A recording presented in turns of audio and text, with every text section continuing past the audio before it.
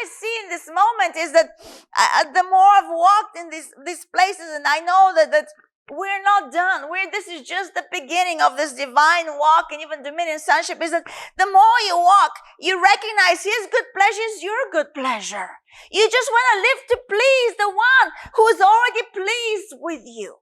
You want to yield to love. You want to yield to His goodness. You want to yield to His way. And that's what you call obedience.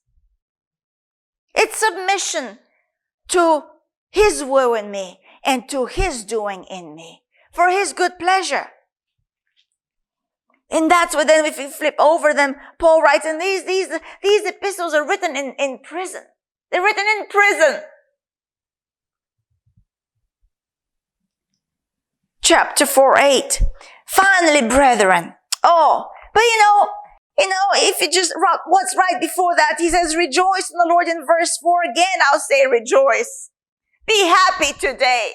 That's how we continue. Continue in being happy in God. Continue in rejoicing in God. Continue in rejoicing in your salvation. Don't cheapen this salvation just because you didn't have to bleed in the natural man to die on the cross. You are daily dying regardless, but you recognize it. You didn't have to be taken up Golgotha and carry that cross of Christ and be crucified, the nails be pierced in your hands and in your feet. You didn't have to carry, of course, the